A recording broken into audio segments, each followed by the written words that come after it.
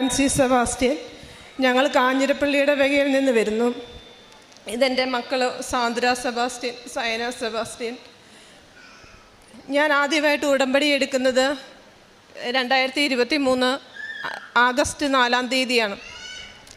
ഞാൻ ഉടമ്പടി എടുക്കാൻ ഉണ്ടായ കാരണം ഞങ്ങളുടെ കുടുംബത്തിൽ ഒരുപാട് പ്രശ്നങ്ങളുണ്ടായിരുന്നു. ഞങ്ങളുടെ വീട്ടിൽ ഞാനും എൻ്റെ ഭർത്താവും കൂടെ ആ വീട്ടിൽ കയറിയാൽ അലമ്പായിരുന്നു. എന്നത്തിനാണ് വഴക്കുണ്ടാക്കുന്നതെന്ന് അറിയത്തില്ല. പക്ഷേ ഞങ്ങൾ തമ്മിൽ അവിടെ ഒരുമിച്ചിരുന്നാൽ വഴക്കുണ്ടാക്കും. പിന്നെ സാമ്പത്തികമായിട്ട് ഒരുപാട് ബുദ്ധിമുട്ടുണ്ടായിരുന്നു. കൊച്ചിൻ്റെ പഠിത്തം കഴിഞ്ഞ ഉടനെ കല്യാണം കഴിഞ്ഞതുകൊണ്ട് ഒരുപാട് സാമ്പത്തിക ബുദ്ധിമുട്ടുണ്ടായിരുന്നു. അതുകൊണ്ട് അങ്ങനെയൊക്കെ ഇരിക്കുമ്പം ഇനി ഓരോ എൻ്റെ ഭർത്താവിന് ആ വീട്ടിൽ കയറി കഴിയുമ്പം എപ്പോഴും ചോർച്ചില്ല. വീട്ടിൽ നിന്ന് ഇറങ്ങിപ്പോയ ഒരു രോഗവും ഇല്ല. പക്ഷേ വീട്ടിൽ കയറിയാൽ ചോർച്ചിൽ കാരണം ആ മനുഷ്യന് കിടന്നുറങ്ങാൻ പറ്റത്തില്ല. അപ്പോൾ ഈ പ്രശ്നങ്ങളെല്ലാം കൂടി ജോലിയില്ല, എനിക്കും ജോലിയില്ല, എല്ലാം കൂടെ ആയപ്പോഴത്തേക്കും പറഞ്ഞു ഞാൻ കാരണം ആ വീട്ടിൽ പ്രശ്നം ഉണ്ടാകുന്നതെന്ന് പറഞ്ഞു. അപ്പം ഞാൻ ഓർത്തു ഞാൻ എന്തിനാ ഇനിയും ജീവിക്കുന്നേ, മരിക്കാമെന്നോർത്തു. അപ്പോൾ ഈ പിള്ളേരൊന്നും അടുത്തില്ല, നിങ്ങൾ പഠിക്കുക. അപ്പം തന്നെ മരിച്ചാൽ ഈ കടമെല്ലാം ആര് കൊടുക്കും, ഈ പിള്ളേരെ എല്ലാവരും ഇങ്ങോട്ട് ഉപദ്രവിക്കത്തില്ലേ എന്ന് പേടിച്ചിരുന്നപ്പോൾ എൻ്റെ അമ്മ എപ്പോഴും എന്നോട് പറയും കൃപാസനത്തിൽ പോകണം, പ്രാർത്ഥിക്കണം, എല്ലാം മാറും, അവിടെ ചെന്നാൽ മാറുമെന്ന്. പക്ഷേ എനിക്ക് ഒരിക്കലും ഇവിടെ വരാൻ സാധിച്ചില്ല. എനിക്ക് വണ്ടിക്കൂലി പോലും ഇല്ല ഇവിടെ വരാൻ. എനിക്ക് തന്നെ വരാൻ അറിയത്തില്ല, എന്നെ കൊണ്ടുവരാൻ ആരുമില്ല. അപ്പം ഞാൻ എൻ്റെ കൂട്ടുകാരോട് ഇങ്ങനെ പറഞ്ഞപ്പോൾ എന്നെ ഭാവിച്ചേർന്നു നമ്മളെയും കൂടെ ജൂലൈ 28-ാം തീയതി ഇവിടെ എന്നെ കൊണ്ടുവന്നു. ഞാൻ അമ്മയുടെ ആ മുമ്പിലിരുന്ന് ഞാൻ അമ്മയോട് ഒത്തിരി കരഞ്ഞ് പ്രാർത്ഥിച്ചു. എനിക്കറിയത്തില്ല എന്നാ പ്രാർത്ഥിക്കണം, ഞാൻ ഒരുപാട് ഇരുന്ന് കരഞ്ഞു. ഞാൻ ഇവിടുന്ന് ഇറങ്ങിപ്പോയി. ഇപ്പം ഉടമ്പടി എടുക്കുന്നത് എങ്ങനെയാണെന്നോ ഒന്നും അറിയത്തില്ലായിരുന്നു. അപ്പം ഞാൻ ഇവിടുന്ന് ഇറങ്ങിപ്പോയപ്പോൾ ഞാൻ അമ്മയോട് ഇപ്പം എൻ്റെ ഭർത്താവിനോട് ഞാൻ പറഞ്ഞു എന്നെ ഒന്ന് കൊണ്ടുപോകാമോ എന്ന് ചോദിച്ചപ്പോൾ പറഞ്ഞു ഇവിടെ മാതാവുണ്ടല്ലോ, പിന്നെ എന്തിനാ അങ്ങോട്ട് പോകുന്നതെന്ന് ചോദിച്ചു. അന്നേരം എനിക്ക് തന്നെ വരാനും അറിയത്തില്ല. അപ്പം ഞാൻ ഇവിടുന്ന് ആ നടയിൽ ഇറങ്ങിയപ്പോൾ ഞാൻ അമ്മയോട് പറഞ്ഞു അമ്മ എൻ്റെ ഭർത്താവിനെ ഞാൻ നിർബന്ധിക്കത്തില്ല, പക്ഷേ എൻ്റെ ഭർത്താവ് എന്നെ ഇവിടെ കൊണ്ടുവരണം, അമ്മ അതിനുള്ളൊരു വഴി ഉണ്ടാക്കണമെന്ന് പറഞ്ഞിട്ട് ഞാൻ പോയി. പിറ്റേ ആഴ്ചയിൽ അടുത്ത വ്യാഴാഴ്ച ആയപ്പോഴത്തേക്കും എൻ്റെ മനസ്സിൽ ഇങ്ങനെ ഒരു വിഷമം, ഉടമ്പടി എടുക്കാൻ പറ്റിയില്ല, വിഷമങ്ങൾ കൂടി വരുക, ഞാൻ എന്നാ ചെയ്യും, ജീവിക്കണോ എന്നറിയത്തില്ല. അപ്പം അതിനു മുമ്പ് ഞാൻ ജൂൺ മാസമൊക്കെ ആയപ്പോഴത്തേക്കും ഒരു ദിവസം ഇങ്ങനെ മരിക്കാമെന്നിങ്ങനെ ഓർത്തുകൊണ്ട് ഞാൻ യൂട്യൂബിൽ ചുമ്മാ ഇങ്ങനെ നോക്കിയപ്പോൾ അച്ഛൻ്റെ ഒരു ധ്യാനം കണ്ടു. ഞാൻ ആ ധ്യാനം കൂടിയപ്പോൾ ഞാൻ ഓർത്തു ഞാൻ എന്തിനാ മരിക്കുന്നേ, എനിക്ക് എൻ്റെ ഈശോ ഉണ്ടല്ലോ എന്നോർത്ത് ഞാൻ ആ ധ്യാനം കൂടിയപ്പം അത് കഴിഞ്ഞ് എനിക്ക് ശക്തി കിട്ടി. ഞാൻ ആ ഒരു മാസം ഞാൻ ഈ ഉടമ്പടി ജീവിതം നയിച്ചു. ഞാൻ എൻ്റെ പാവങ്ങളെല്ലാം വെറുത്തുപേക്ഷിച്ചു. ഞാൻ എന്നും ബൈബിള് വായിക്കാൻ തുടങ്ങി. പറ്റുന്ന ദിവസം എല്ലാം ഞാൻ കുർബാനയ്ക്ക് പോയി. അങ്ങനെ ഒരു 1.5 മാസം ഞാൻ നോക്കിയിട്ടാണ് എനിക്ക് ഇവിടെ വരാൻ പറ്റിയത്. അന്ന് അവരെന്നെ കൊണ്ടുപോയി കഴിഞ്ഞ് എൻ്റെ വ്യാഴാഴ്ച ഞാനിങ്ങനെ ആലോചിക്കുമ്പോൾ കൊച്ചവിടെ ഉണ്ടായിരുന്നു.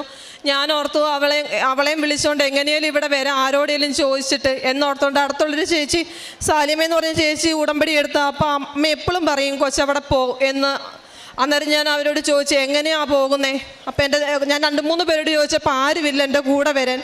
അപ്പം ഞാൻ അവരോട് ഇങ്ങനെ ചോദിക്കുന്ന കേട്ടപ്പോഴത്തേക്കും എൻ്റെ ഭർത്താവ് തന്നെ എന്നോട് പറയാം നീ എന്തിനാ ഇവരോടൊക്കെ ചോദിക്കുന്നത്, ഞാനില്ല നിന്നെ കൊണ്ടുപോകാൻ, ഞാൻ നിന്നെ കൊണ്ടുപോകാമെന്ന്. ഞങ്ങൾ വെള്ളിയാഴ്ച രാവിലെ ഞാനും എൻ്റെ 2ാമത്തെ കൊച്ചും ഭർത്താവും കൂടി ഇവിടെ വന്നു, ഉടമ്പടി എടുത്തു. അപ്പോൾ കൊച്ചിന് ഞാൻ ഉടമ്പടി എടുക്കാൻ കയറിയപ്പോൾ ഇവിടെ വന്നപ്പോഴത്തേക്കും അവൾ പറഞ്ഞു അമ്മേ എൻ്റെ പരീക്ഷ, അവൾ BSc കാർഡിയാക്ക് പഠിക്കുക. അവൻ പറഞ്ഞു അമ്മേ പരീക്ഷ ഭയങ്കര പാടായിരുന്നു അമ്മേ, ഞാൻ ജയിക്കത്തില്ല, എന്നെ ഒന്നും പറയല്ലേ, എല്ലാവർക്കും പാടായിരുന്നെന്ന് പറഞ്ഞു. ഞാൻ പറഞ്ഞു മോനെ ഞാൻ ഉടമ്പടി എടുക്കാൻ പോവാം, കൊച്ചി ഇവിടെ ഇരുന്ന് അമ്മയോട് പറ, അമ്മ അത് സാധിച്ചു തരുമെന്ന് പറഞ്ഞിട്ട് ഞാൻ കയറിപ്പോയി. ഉടമ്പടി എടുത്തു കഴിഞ്ഞ് ഇവിടെ വന്ന് നിന്നപ്പം എനിക്കൊരു കറണ്ട് അടിക്കുന്ന പോലെ ഒരു അനുഭവം ഉണ്ടായി. അത് കഴിഞ്ഞ് ഞാൻ വീട്ടിൽ ചെന്നപ്പോൾ എനിക്ക് തലവേദന ഉണ്ട്. 5 വർഷമായിട്ട് ഞാൻ 2 ഗുളിക കഴിച്ചാലാണ് ഞാൻ രാത്രി കിടന്നുറങ്ങുന്നത്. തലവേദന കൂടിയാൽ ഇഞ്ചക്ഷൻ എടുക്കാതെ എൻ്റെ തലവേദന മാറത്തില്ലായിരുന്നു, അതുപോലെ തലവേദനയായിരുന്നു. ഇവിടെ വന്ന് ഉടമ്പടി എടുത്തേ പിന്നെ എനിക്ക് ഈ സമയം വരെ ആ തലവേദന ഉണ്ടായിട്ടില്ല. പിന്നെ എൻ്റെ വീട്ടിൽ പ്രശ്നങ്ങളുണ്ടായിരുന്നു പറഞ്ഞു. ഞാൻ 2 ആഴ്ച ഇങ്ങനെ നമ്മുടെ ഉടമ്പടി ജീവിതം ഇങ്ങനെ തുടർന്ന് പോയിക്കൊണ്ടിരുന്നപ്പോൾ ഒരു ദിവസം ഞാൻ പെട്ടെന്ന് ഉറക്കം വന്ന് ഞാൻ കിടക്കാൻ പോയി. ഞാൻ അവിടെ കിടന്ന് ഇങ്ങനെ ഒന്ന് മയങ്ങി വന്നപ്പോഴത്തേക്കും എൻ്റെ മുമ്പിൽ ഇങ്ങനെ ഞാൻ എൻ്റെ അടുക്കളയിലിരിക്കുന്നു. അപ്പോൾ എൻ്റെ ഭർത്താവ് എൻ്റെ അടുത്ത് നിൽപ്പുണ്ട്. അന്നേരം ഈ ഞങ്ങളുടെ നേരത്തെ കഥകിനൊരു വിടവുണ്ടായിരുന്നു. അപ്പം ഞാൻ ആ കട്ടിൽപ്പടിയിൽ ഇങ്ങനെ ഇരിക്കുമ്പം ഒരാൾ മുറ്റത്തോടെ ഇങ്ങനെ അങ്ങോട്ടും ഇങ്ങോട്ടും എന്നെ നോക്കിക്കൊണ്ട് നടന്നു പോവുക. അപ്പം ഞാൻ ഓർത്ത് ഇത് ആരായില്ലേ നടക്കുന്നേ. അപ്പോൾ ആ രൂപം കുറച്ച് എന്നെ നോക്കും, അങ്ങോട്ട് നടക്കും, തിരിച്ച് നടക്കും. എന്നിട്ട് ആ വിടവൻ്റെ ഇടയ്ക്കോടെ ഒരു കമ്പ് അകത്തോട്ട് ഇങ്ങനെ ഇട്ട് കുത്തുക. അപ്പോൾ എൻ്റെ ഭർത്താവ് ആ കമ്പേ പിടിച്ചപ്പോഴത്തേക്കും ആ കഥ അങ്ങ് മറിഞ്ഞു പോയി. അപ്പോൾ ഒരു ചീഞ്ഞളിഞ്ഞ മുഖമുള്ള ഒരു രൂപം എൻ്റെ മുമ്പിൽ വന്ന് നിന്നു. ഞാൻ ഉടമ്പടി ഉപ്പെടുത്തിടുന്നതും കണ്ടു, അത് അലിഞ്ഞു പോകുന്നതായിട്ട് ഞാൻ സ്വപ്നം കണ്ടു. അത് അങ്ങനെ കണ്ടേ പിന്നെ എൻ്റെ കുടുംബത്തിൽ ഇതുവരെ അലമ്പോ വഴക്കോ ഒന്നുമില്ല. ഞങ്ങൾക്ക് പ്രാർത്ഥിക്കാൻ പറ്റത്തില്ലായിരുന്നു. ഇതുവരെ ആ കുടുംബ പ്രാർത്ഥന മുടങ്ങോ ഒന്നും ചെയ്തിട്ടില്ല. സമാധാനമുണ്ട് ഇപ്പം വീട്ടിൽ. പിന്നെ എൻ്റെ കൊച്ചിൻ്റെ മാർക്കിൻ്റെ കാര്യം പറഞ്ഞില്ലേ, റിസൾട്ട് വന്നപ്പോൾ അവൾക്ക് ഡിസ്റ്റിങ്ഷൻ കിട്ടി. എല്ലാ പിള്ളേർക്കും മാർക്ക് കുറേ 2-3 എല്ലാം പോവുകയൊക്കെ ചെയ്തു. പക്ഷേ അവൾക്ക് മാത്രം ഡിസ്റ്റിങ്ഷൻ നൽകി അമ്മ അനുഗ്രഹിച്ചു. അതുപോലെ എൻ്റെ ഇളയ കൊച്ച്, ചെറുക്കൻ കൊച്ചുണ്ട് ഒരെണ്ണം, അത് പഠിക്കത്തില്ല, വീട്ടിൽ വന്നൊന്നും വായിക്കത്തൊന്നുമില്ല. അപ്പോൾ അവൻ +1 മാർക്ക് കുറവായിരുന്നു. അപ്പോൾ ലാസ്റ്റ് പരീക്ഷയ്ക്ക് ഞാൻ അമ്മയോട് പറഞ്ഞു, അമ്മേ അവൻ പരീക്ഷയ്ക്ക് പോകും, അപ്പോൾ എന്നും തൈലം തേച്ച് അവനെ വിടുന്നേ. അമ്മയോട് പറഞ്ഞു, അമ്മേ അമ്മ കൂടെ ഇരുന്ന് അവൻ്റെ കൂടെ ഇരുന്ന് പരീക്ഷ എഴുതണം, അല്ലാതെ അവൻ ജയിക്കത്തില്ല. അമ്മ അവൻ്റെ പേപ്പർ നോക്കണമെന്ന് പ്രാർത്ഥിച്ച് വിട്ടു. അവന് ജയിക്കുമെന്ന് വിചാരിച്ച് അവനെ നല്ല മാർക്ക് കൊടുത്ത് അമ്മ അവനെ സഹായിച്ചു. അതുപോലെ എൻ്റെ മൂത്ത കൊച്ചിന് ജോലിക്ക് കയറാൻ പറ്റത്തില്ല. അവൾ BSc പഠിച്ചു കഴിഞ്ഞതാണ്. അപ്പോൾ അവൾ ഡൽഹിയിലാണ്, അവളും ഭർത്താവും കൂടെ. അപ്പോൾ അവിടെ ചെന്ന് കഴിഞ്ഞപ്പോഴത്തേക്കും അവൾക്ക് അസുഖം ഉണ്ടായി. അതിൻ്റെ കൂടെ ജോലിക്ക് കയറാൻ പറ്റുന്നില്ല, സർട്ടിഫിക്കറ്റ് കിട്ടത്തില്ലെന്ന് പറഞ്ഞു. സർട്ടിഫിക്കറ്റ് ചോദിച്ചപ്പോൾ അവർ പറഞ്ഞു ഉടനെ എങ്ങും കിട്ടത്തില്ലെന്ന്. അപ്പോൾ അവൾ എന്നും കരച്ചില്ല, അമ്മേ ഞാനിവിടെ ഇരുന്ന് മടുത്തു, എനിക്ക് അസുഖമാണ്, ഞാൻ അങ്ങോട്ട് വരുവാന്ന്. അപ്പോൾ പൈസ അയച്ചു കൊടുക്കാൻ ഇല്ലാത്തതുകൊണ്ട് വരാൻ പറയാനും പറ്റത്തില്ലാത്ത ഒരവസ്ഥയിലായിരുന്നു. പക്ഷെ ഞാൻ ഉടമ്പടി എടുക്കാൻ ഇവിടെ വന്ന് നിന്നപ്പോഴത്തേക്ക് അവളോട് അവർ പറഞ്ഞു സർട്ടിഫിക്കറ്റ് ഒന്നും വേണ്ടെന്ന് പറഞ്ഞ് നല്ലൊരു ആശുപത്രിയിൽ അവൾക്ക് ജോലി കിട്ടി. അതുപോലെ നോമ്പിൻ്റെ സമയത്ത് എനിക്ക് രണ്ടാമത് ഞാൻ ഉടമ്പടി പുതുക്കി കഴിഞ്ഞാൽ പിന്നെ എനിക്ക് ദുരിതങ്ങളേ ഉള്ളായിരുന്നു. എന്നും ഓരോ പ്രശ്നങ്ങളും ഓരോ വിഷമങ്ങളും രോഗങ്ങളും എല്ലാമായിരുന്നു. അപ്പോൾ ലാസ്റ്റ് നമ്മുടെ ഈസ്റ്ററിൻ്റെ അന്ന് എൻ്റെ ഭർത്താവ് രാവിലെ കൂട്ടുകാരും കൂടി അങ്ങ് പോയപ്പോഴത്തേക്കും ഞാൻ ഈ പിള്ളേരോട് പറഞ്ഞു, അച്ചാച്ചിക്ക് എന്തോ ഒരു അപകടം വരാൻ പോവുക, എന്നാന്നറിയത്തില്ല, എന്തോ ഒന്ന് സംഭവിക്കുമെന്ന് പറഞ്ഞു. എന്നിട്ട് ഉച്ചയായപ്പോഴത്തേക്കും ഭർത്താവ് കയറി വന്നു. എന്നിട്ട് കിടന്ന് ഉറങ്ങുക. അന്നേരത്തെ ഈ കൊച്ചിനെ ഒന്ന് എൻ്റെ വീട്ടിൽ കൊണ്ടുപോകണമായിരുന്നു. അന്ന് വൈകിട്ട് ആ കൊച്ചിന് പോകണം.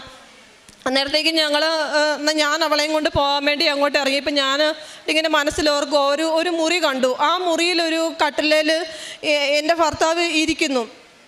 അപ്പം ഞാൻ എന്തോ പറ്റിയപ്പോൾ ഞാൻ തിരിച്ചു വരുമ്പോൾ എൻ്റെ ഭർത്താവിനെ ആശുപത്രിയിലായിരിക്കും കാണുന്നത്, എൻ്റെ വീട്ടിലായിരിക്കും വരുന്ന ഓർത്തുകൊണ്ട് അങ്ങനെ തോന്നി എനിക്ക്. എന്നിട്ട് ഞാൻ ഇറങ്ങിപ്പോയി.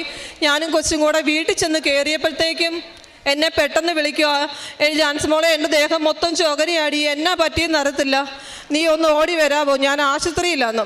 ഞാൻ അവിടെ ചെല്ലുമ്പോൾ ഞാൻ കണ്ട അതേ മുറിയിൽ എൻ്റെ ഭർത്താവ് കിടക്കുക. ഞാൻ ഇരിക്കുന്നതാണ് കണ്ട, പക്ഷേ അതേ മുറി ഞാൻ കണ്ടിട്ട് പോലും ഇല്ല. ആ മുറി കിടക്കുക. പിന്നെ അവർ പറഞ്ഞ് ബോധമില്ലായിരുന്നു, എന്നാ പറ്റിയെന്ന്. കുറേ നേരം വീട്ടിൽ കിടന്നു, ഒത്തിരി ചൊകര പോയി. അയൽവക്കത്തുള്ള ഒരു പിള്ളേർ എടുത്തുകൊണ്ട് പോയത്, എങ്ങനെയോ ഇറങ്ങിപ്പോയെന്നാണ് പറഞ്ഞത്. അമ്മ മാതാവ് എഴുന്നേൽപ്പിച്ച് വിട്ടു, ആരും വീട്ടിലില്ലായിരുന്നു. 9 സ്റ്റിച്ച് ഉണ്ടായിരുന്നു നെറ്റിയിൽ. എന്നിട്ട് മെഡിക്കൽ കോളേജിന് പോകാൻ പറഞ്ഞു. ഞാൻ തന്നെയേ ഉള്ളൂ. ആംബുലൻസിൽ കയറി ഞാൻ പെട്ടെന്ന് പോയി. കൊച്ചിന് പോകേണ്ടത് കൊണ്ട് കൊച്ചിനെ വീട്ടിലോട്ട് വിട്ടു. ഞാൻ അവിടെ ചെന്ന് സ്റ്റിച്ച് ഇടാൻ വേണ്ടി രാത്രിയായപ്പോൾ സ്റ്റിച്ച് ഇടാൻ നോക്കിയപ്പോഴത്തേക്കും അന്ന് ഒത്തിരി അപകടം ഉണ്ടായിരുന്നു. എല്ലാം ഈ മുഖത്താണ് ഓരോരുത്തരുടെയും. അപ്പം അവരെല്ലാം കിടന്ന് പൊളയുക, കരയുക ഈ സ്റ്റിച്ച് ഇടുമ്പം.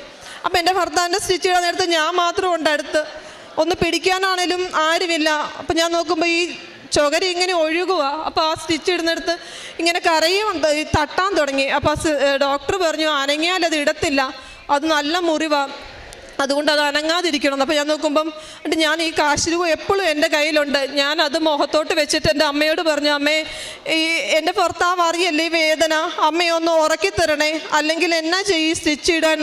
അത് പറഞ്ഞു തീർന്നില്ല. ആ സ്റ്റിച്ച് ഇട്ടതോ ഒന്നും ആ ഭർത്താവ് അറിഞ്ഞില്ല, ഒരു വേദനയും എടുത്തില്ല. തിരിച്ച് 7 ദിവസം കഴിഞ്ഞ് സ്റ്റിച്ച് എടുക്കാൻ കൊണ്ടുപോകണമെന്ന് പറഞ്ഞു. അതിന് പൈസ ഇല്ല, എങ്ങനെ കൊണ്ടുപോകും, മെഡിക്കൽ കോളേജ് വരെയും പോകണ്ടേ. അത് ഞാൻ തൈലം തേച്ച് പ്രാർത്ഥിച്ചുകൊണ്ട് 7-ാം ദിവസം ആ സ്റ്റിച്ച് തന്നെ താഴെ പോയി. എല്ലാം ഒന്നിനും ആശുപത്രി പോകേണ്ടി വന്നില്ല. പിന്നെ ആത്മീയമായിട്ടുള്ളതെന്ന് വെച്ചാൽ ഞാൻ എപ്പോഴും പള്ളിയിൽ, കൊറോണ കഴിഞ്ഞ പിന്നെ പള്ളിയിൽ അങ്ങനെ വല്ലപ്പോഴും പോകുന്നത്. ഞായറാഴ്ച തന്നെ പോകാതിരിക്കുന്ന ദിവസം ഉണ്ടായിരുന്നു. പക്ഷേ ഉടമ്പടി എടുത്തേ പിന്നെ ഞാൻ എന്നും പള്ളിയിൽ പോകും. പറ്റുന്ന എല്ലാ ദിവസവും. എനിക്ക് രോഗം വന്ന് അതുപോലെ എഴുന്നേക്കാൻ മേലെങ്കിൽ മാത്രമേ ഞാൻ പള്ളിയിൽ പോകത്തുള്ളൂ. ബൈബിൾ ഒരു പ്രാവശ്യം വായിച്ച് തീർന്നു, എന്നും സ്ഥിരമായിട്ട് വായിക്കും. അതുപോലെ കാരുണ്യ പ്രവർത്തിയും എല്ലാ മാസവും ഇവിടെ വന്ന് ഞാൻ പത്രം മേടിച്ച് എല്ലായിടത്തും കടകളിലും വീടുകളിലും പള്ളികളിലും എല്ലാം കൊണ്ട് കൊടുക്കും. അതുപോലെ തന്നെ എനിക്ക് ഈ 2 മാസം ഞാൻ മേലാതെ കിടന്നുപോയി. എനിക്ക് എൻ്റെ 5 ഡിസ്ക് ഇവിടുന്ന് പെടലിയുടെ തെന്നിപ്പോയിട്ട് എനിക്ക് കിടക്കത്തില്ലായിരുന്നു, ഇരിക്കത്തില്ലായിരുന്നു, എനിക്ക് എഴുന്നേറ്റ് നിൽക്കത്തില്ല. അപ്പോൾ ഡോക്ടർ നേരത്തെ ഉണ്ടായത്, അപ്പോൾ ഡോക്ടർ എന്നോട് പറഞ്ഞായിരുന്നു ഇനി ഉണ്ടായാൽ നിങ്ങൾ എഴുന്നേറ്റ് നടക്കത്തില്ലെന്ന് പറഞ്ഞായിരുന്നു. അതുകൊണ്ട് എൻ്റെ ഈ ഇടത് കൈ മൊത്തം വേദനയായിരുന്നു. അപ്പം ഞാൻ നമ്മുടെ വണക്കമാസം മൊത്തം ഞാൻ കട്ടിലേ കിടന്നുകൊണ്ടാണ് കൂടിയത്. എനിക്ക് എഴുന്നേറ്റ് ഇരിക്കത്തില്ലായിരുന്നു, ഞാൻ കിടന്നുപോയി. അപ്പം ഞാൻ ഉടമ്പടി പുതുക്കേണ്ട സമയം കഴിഞ്ഞ കുറച്ച് ദിവസം മുമ്പോട്ട് പോയപ്പോൾ ഞാൻ അമ്മയോട് പറഞ്ഞു, അമ്മേ ഞാൻ ഇങ്ങനെ കിടന്നാൽ എന്നാ ചെയ്യും, ഞാൻ എന്നാണല്ലോ ഉടമ്പടി പുതുക്കാൻ വേണ്ടി വരുക, അമ്മ എന്നെ കാത്തോണം. അപ്പോൾ ഞാനും എൻ്റെ ഭർത്താവും കൂടെ ബൈക്കിനാണ് വരുന്നേ, ആക്റ്റീവയ്ക്ക്. അപ്പോൾ ഞാൻ പറഞ്ഞു, അമ്മ ഇതേ ഉള്ളു വഴി, ഞാൻ വരുക, അമ്മ എന്നെ കാത്തോണം എന്ന് പറഞ്ഞ് ഞാൻ ഇവിടെ വന്നു. എനിക്ക് ഒരു കുഴപ്പവും കൂടാതെ ഇവിടെ വന്ന ഉടമ്പടി പുതുക്കി തിരിച്ചു പോകാൻ പറ്റി. അത് കഴിഞ്ഞ് ഞാൻ അമ്മയോട് പറഞ്ഞു, ഞാൻ ഇനി മരുന്ന് കഴിക്കാൻ പോകത്തില്ല. ഞാൻ 15 ദിവസമേ മരുന്ന് കഴിച്ചുള്ളൂ. ഞാൻ പറഞ്ഞു ഇനി ഞാൻ മരുന്ന് കഴിക്കാൻ പോകത്തില്ല, ഞാൻ എന്നും വിശുദ്ധ ബലിയർപ്പിക്കും, വിശുദ്ധ കുർബാന സ്വീകരിക്കും, ഇതാ എൻ്റെ മരുന്ന്. എന്നെ അമ്മ എഴുന്നേൽപ്പിച്ച് നടത്തണം, എന്നെ എൻ്റെ അമ്മയും അപ്പയും കൂടെ താങ്ങിയാൽ മതി, ഞാൻ ഇനി മരുന്ന് മേടിക്കാൻ പോകത്തില്ല. എനിക്ക് മരുന്ന് മേടിക്കാൻ പോകാൻ പൈസ ഇല്ല, എൻ്റെ കൂട്ടുകാർ ഇങ്ങോട്ട് 1-2 പേര് കൊണ്ട് തന്നാ ഞാൻ മരുന്ന് മേടിക്കാൻ പോയത്, അതുകൊണ്ട് എനിക്കിനിയും പറ്റത്തില്ല അമ്മേ, അതുകൊണ്ട് അമ്മ എന്നെ താങ്ങിക്കണമെന്ന് പറഞ്ഞ് ഈ സമയം വരെ അമ്മ എന്നെ നടക്കുമെന്ന് പറഞ്ഞ് ഞാനാ ഇപ്പം എഴുന്നേറ്റ് നടക്കുന്നത്. ഞാൻ മരുന്നൊന്നും കഴിക്കുന്നില്ല. ഞാൻ പെട്ടെന്ന് ദേഷ്യപ്പെടുന്ന ആളായിരുന്നു. ഉടമ്പടി എടുത്തേ പിന്നെ ഞാനിപ്പോൾ ദേഷ്യപ്പെടത്തില്ല. എന്നാ വന്നാലും എനിക്ക് എന്തൊക്കെ ബുദ്ധിമുട്ടായാലും അമ്മ എൻ്റെ കൂടെ ഉള്ളതുകൊണ്ട് എനിക്കത് സഹിക്കാൻ പറ്റും. അതുപോലെ ജപമാലയൊന്നും ചെല്ലത്തില്ല. ഞാനിപ്പം എനിക്ക് ശകല നേരം കിട്ടിയാലും ഞാൻ എങ്ങനെയാണല്ലോ ഒരു സമ്പൂർണ്ണ ജപമാല ചെല്ലാതെ ഒരു ദിവസം പോലും കിടന്നുറങ്ങത്തില്ല. ജപമാല ചെല്ലും. അതുപോലെ തൈലം പലർക്കും തേച്ച് കൊടുത്തിട്ട് ഒത്തിരി പേർക്ക് രോഗസൗഖ്യം കിട്ടിയിട്ടുണ്ട്. ഞാൻ എപ്പോഴും ഇത് കൂടെ കൊണ്ട് നടക്കും. തൈലവും ഉപ്പും എല്ലാം എൻ്റെ കൂടെ എപ്പോഴും ഉണ്ട്. ഞാനിത് ആർക്ക് അത്യാവശ്യം വന്നാലും അന്നേരം അതെല്ലാം അവർക്ക് തേച്ച് കൊടുക്കും, പ്രാർത്ഥിക്കും. ഇത്രയൊക്കെ അനുഗ്രഹം ഞങ്ങൾക്കും എൻ്റെ കുടുംബത്തിനും എനിക്ക് നൽകിയ ഈശോയ്ക്കും പരിശുദ്ധ അമ്മയ്ക്കും തിരുക്കുമാരനും കോടാനുകൂടി നന്ദി പറയുന്നു.